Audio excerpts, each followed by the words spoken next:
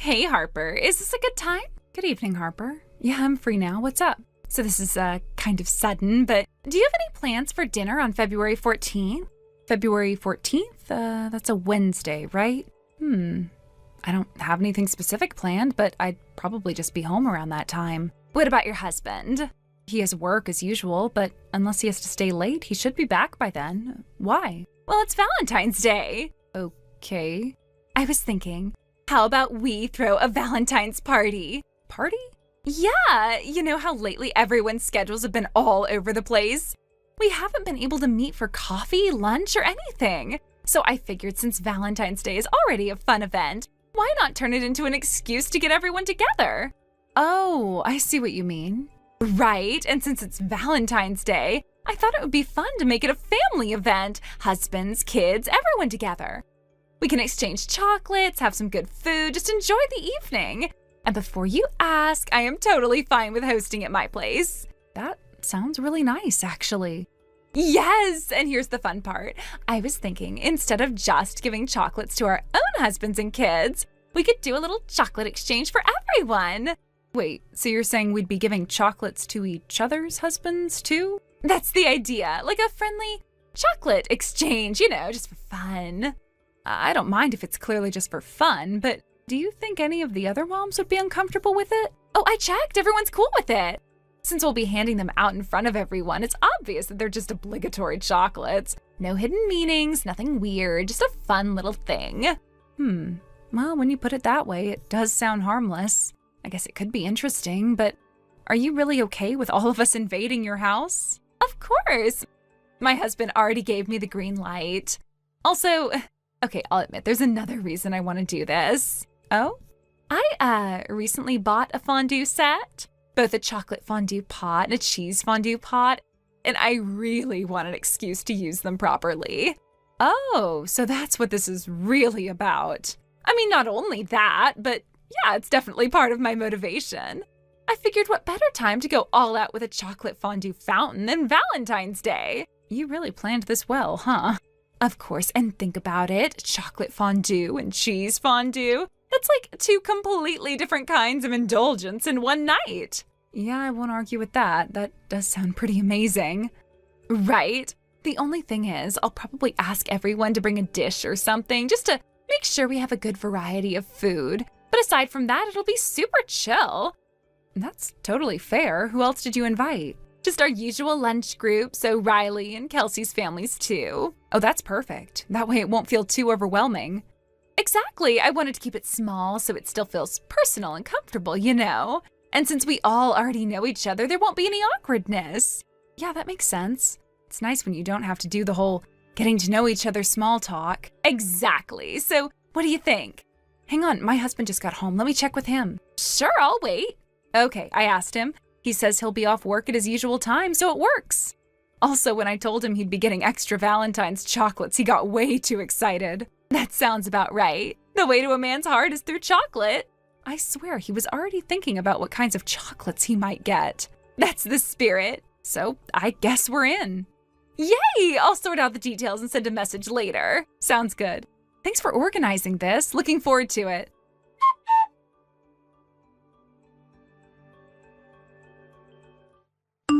Hey, thanks again for today. No, thank you. We totally invaded your house, but we had such a great time. My husband and daughter are still grinning from all the chocolate they got, me included. We were just talking about how much fun it was on the way home. Especially your husband, right? I bet he was the happiest one of all. Oh, totally. He was trying to play it cool, but I could tell he was thrilled. Back when he was single, he used to get a fair amount of chocolates every year, even if a lot of them were just obligation chocolates. But after we got married, people stopped giving him any. Makes sense. Probably out of respect for you. Yeah, exactly. It's not like he complained or anything, but, I think part of him did miss that little tradition. So when he walked out of your house today with a handful of chocolates, he looked way too pleased with himself. That's so cute. I mean, I get it. It's nice to be appreciated even in a small way. Yeah, he was even teasing me, like, looks like I've still got it, huh? Oh wow, full confidence mode. Right? I just rolled my eyes at him, but honestly, it was kind of funny seeing him that happy. Well, can't blame him. Your husband is tall, good-looking. I totally got the "this guy was probably popular" vibe when I first met him. Oh, stop. But thanks. I'm just saying, if we did a "who got the most chocolates" count, I feel like he might have won. I wouldn't be surprised. I'll let him have his moment. He deserves it. Anyway, I'm really glad you guys could come. It wouldn't have been the same without you. Aw, thanks. And yeah, same here.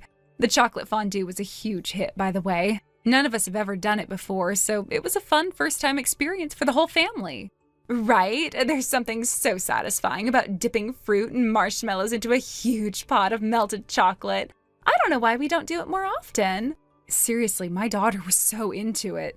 She was already asking me if we could get our own fondue set on the way home. Looks like I've started something. You really have. Anyway, thanks again for hosting. Of course, let's do it again sometime. Definitely. All right, see you at the preschool drop-off. Yep, sleep well. You too. Good night.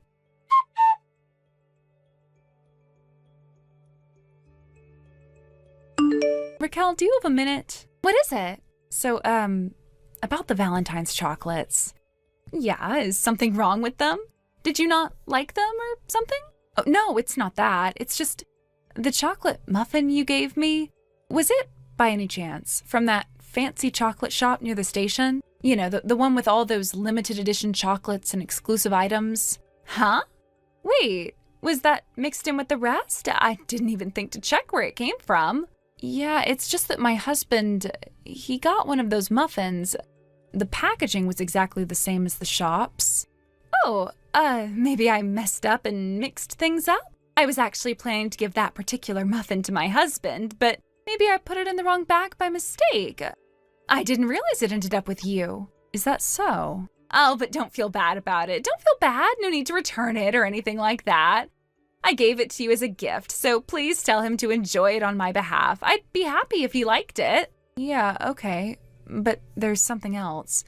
See, there was also a message card that came with it. It said, "I love you. If you feel the same way, send me a message." Now, what's that supposed to mean? Wait, what? So you're saying you did know about it? How do you even know about the message card? Well, I didn't want to bring it up and seem rude since you were the one who gave it to me, but my husband, he likes chocolate, but he's not really a fan of muffins. So I figured my daughter and I would just eat it instead, but when we opened it, there was that card. I'm pretty sure you didn't mean to send a message like that to us, right? Oh, wait. Maybe it was meant for my husband. I'm starting to think I mixed it up. The wrong muffin went to the wrong person. I was probably so rushed that I made a mistake. So it's an honest mistake then? Yeah, I think so. But see, there's a problem. If that muffin was meant for your husband, then what's the deal with the "I love you" message and the part where you ask him to reply? That's not exactly something you would send to someone who's already married, is it? Well, I'm not trying to be rude, but if you're already married, you wouldn't need to say something like that to anyone. You've crossed that line a long time ago, haven't you? So wait, you're accusing me of something? Are you saying that I'm cheating on my husband with yours or something? No, of course not. I'm not accusing you of that at all. Oh, thank goodness. You really scared me for a second. You were trying to seduce him, weren't you? Huh? What? Why would you say something like that? I didn't seduce anyone. Sure, your husband's good looking, but that doesn't mean I'm trying to pull something behind anyone's back. Please don't make this into something it isn't. Riley's dad and Kelsey's dad? Wait, what? I know this is hard to believe, but we've confirmed this already. Wait, what do you mean confirmed it? Well, while I was sitting there thinking about what was going on with this whole chocolate muffin thing, I got a call from Kelsey's mom. She was wondering about the same message, so I talked to Riley's mom, and guess what? Turns out all 3 of the dads who came to your little Valentine's party yesterday got the exact same message with their chocolates. No way. Yeah, I know it's hard to believe, but that's why I'm asking. Do you have an explanation for this? You invited us to your house and you called it a Valentine's party. But really, it was an excuse to give your love chocolates to other people's husbands. Do you think that's okay? You're seriously going there? You're making me sound like some kind of villain. Just because I gave some chocolates doesn't mean anything is going on. I'm not saying you're a villain, but look, depending on your explanation, things are not going to end well for you. Are you seriously saying everyone is ganging up on me? All I did was give chocolates. If you have a legitimate reason, then fine, explain it, but this isn't something a married woman with children should be doing.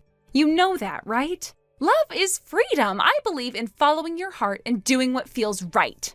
That kind of excuse works if you're single. You can't say things like that when you're married. If you were just some random single person, I might understand, but not now. I'm being honest with you. My husband saw that message card and he was disgusted. He's completely turned off by it. Wait, what? Are you saying that he didn't like my confession? Are you for real? Of course not. If he had any sense, he would be creeped out by a married woman giving him love notes. But just a little bit isn't bad, right? Are you serious? Do you even know what the other parents are calling your husbands at the kindergarten? They call them the handsome dad trio. What? Yeah, it's ridiculous, but true. They're all good-looking guys, and honestly, you got lucky landing one of them. So now, after everything, you think it's okay to ask for a turn with them? You really think that's fair? No, this isn't about fairness, it's about wanting a little taste, just one time. You've completely lost it. You can't be serious. You don't get to borrow someone's husband for a day just because they're attractive. That's not how it works. What's the problem? Is it really that hard to share a little bit of happiness? Excuse me? That's not how relationships work. You can't just take whatever you want because you're feeling entitled. Well, you know what? Your husband is a nice guy. He's a good father. He's everything a woman could want. Oh, really? Well, if you think so highly of him, why don't you just take him? I'm sure you'll be much happier with him than I am. What? Yeah, go ahead and take him. I mean, he's not getting any younger, and my mother-in-law is the worst, so feel free to trade. No way, I'm not swapping my husband with yours. You're just being stubborn. You can't take a little joke.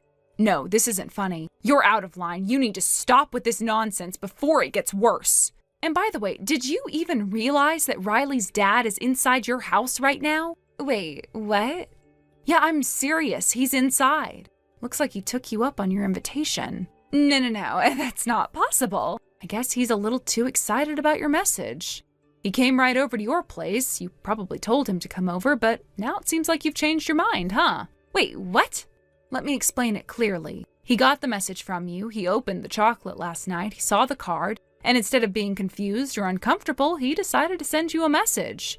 He must have gotten so excited about it that he forgot to throw the message card away. And guess who found it? Riley's mom. She found the card and she was kind enough to give me and Kelsey's mom a heads up. This can't be happening. Did you really think you could get away with this? Of course I did. Why wouldn't I? What kind of man would turn me down? I'm me. I've been the center of attention before, and I can make anything happen if I want it. Oh, really? You really want to go there? You're in your 30s now. Holding on to past glory is embarrassing. You don't understand. And Riley's dad, he's already pulling away. He looks so disgusted you wouldn't believe it. What?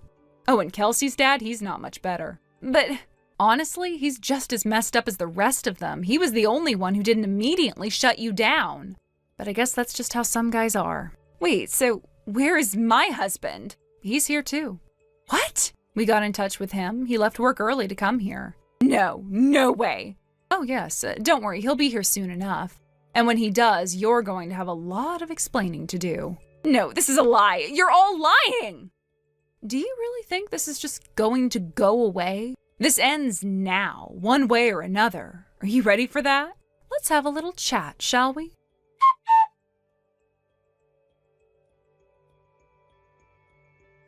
Raquel, under the guise of hosting a Valentine's party, set out to seduce 3 married men. Her plan seemed to be carefully crafted, and it wasn't just a casual invitation.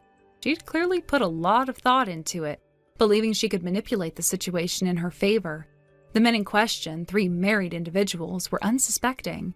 They had no idea what she was planning when they accepted the invitation to the party. Unfortunately for Raquel, her plan wasn't entirely successful. Only Kelsey's father ended up succumbing to her advances. The others, despite her best efforts, resisted her attempts to entice them. It was a strange situation, one where the dynamics of a simple social gathering quickly took a turn for the worse. What was intended to be a lighthearted evening of celebration ended up becoming the backdrop to a deeply unsettling scenario. As things escalated, the children, including Kelsey, were hastily sent off to stay with Kelsey's maternal grandparents. It was an abrupt decision, one made with the sort of urgency that suggested something far more serious was unfolding. Kelsey's parents, both of them, were completely unaware of Raquel's true intentions. Their trust in her was shattered in an instant when they arrived at Raquel's house. The scene that awaited them upon their arrival was far worse than they could have imagined. As they stormed into the house, what they found was nothing short of disturbing. Two half-naked figures were scrambling in a panic on the bed, caught completely off guard by their intrusion. The entire situation was a chaotic mess, one that made it clear that things had gone far beyond a simple party. The shock and anger that must have surged through Kelsey's father in that moment were palpable. Without wasting any time, the couple confronted Raquel and Kelsey's father, and the consequences quickly became clear. Raquel's actions had led to irreparable damage to both her marriage and her family. It didn't take long for the truth to sink in, and the fallout was inevitable. To put it bluntly, Raquel's marriage ended in divorce. It wasn't just an emotional or personal decision, but a legal one. The marriage had been broken beyond repair, and Raquel, despite her attempts to justify her actions, was unable to salvage anything from the wreckage. The custody of their child was awarded to Kelsey's father, a decision that seemed to be a direct consequence of Raquel's behavior. She had proven herself to be untrustworthy, and her actions made it clear that she could not provide the stable and secure environment Kelsey needed. Meanwhile, Kelsey's mother and father chose to separate, at least temporarily. They needed time to process everything, and the strain caused by this betrayal made it difficult for them to remain together. The emotional damage was too deep for them to continue their relationship as if nothing had happened. This wasn't something that could be swept under the rug or forgiven easily. Their separation was, in many ways, the only viable option at that moment. As for the details of the divorce settlement, such as alimony, child support, or any financial compensation, those were things that remained private. It wasn't something that could be easily discussed, given the sensitive nature of the situation. However, what we did learn about Raquel after the divorce was sobering. She had been a stay-at-home wife for years, relying on her husband to support the family financially. Her life, it seemed, had been built on this arrangement, and now, with everything crumbling around her, she had little to fall back on. Raquel's search for employment after the divorce was not easy. Finding a job when you've spent years out of the workforce is never simple, and Raquel found herself struggling to secure any meaningful work. She didn't have the experience or qualifications to land a position that could support her. The job market was far less forgiving than she had anticipated. It wasn't that she wasn't trying, she just couldn't catch a break. With no career prospects and little financial stability, Raquel soon found herself unable to keep up with the cost of living. Her parents, who had always been there for her in some capacity, became increasingly frustrated with her. They had always supported her decisions until this betrayal. They had a hard time understanding how she could go down such a reckless path, and with that, the relationship between Raquel and her parents began to strain. It didn't take long for her to move into a small, rundown apartment. This wasn't a place where anyone would want to live. The conditions were poor, and the apartment was nothing like the home she had once shared with her husband. It was a far cry from the life of luxury she had enjoyed during her marriage. Instead, Raquel now found herself living paycheck to paycheck, struggling to make ends meet. In an attempt to pay off her mounting debts, Raquel took on multiple jobs. She worked long hours doing whatever she could keep herself afloat. But the money she earned was barely enough to cover her rent and the most basic of expenses. The reality of her situation was grim, and the comfort of her former life seemed like a distant memory. Despite the challenges she faced, Raquel was determined to rebuild her life. However, her efforts were often futile. The emotional toll of the divorce and her subsequent struggles weighed heavily on her. There were days when it seemed like the weight of everything was too much to bear. She had lost her marriage, her child's custody, and the lifestyle she had once known. Now she had to start over from scratch, with nothing but the clothes on her back and a deep sense of regret. Occasionally, I would see Raquel walking through town. She was no longer the confident, glamorous woman she once was. The weight of her situation was evident in her expression, posture, and the way she carried herself. It was clear she was doing everything she could to avoid being seen. She would often duck into stores or cross the street if she spotted someone she knew. The shame was too much for her to face. Thank you for watching and listening. We hope you enjoyed the video. Don't forget to like this video and subscribe. Also, feel free to leave a comment about what you thought of the story. We look forward to seeing you at the next story. Thank you for watching. Please subscribe and hit the like button. See you next time.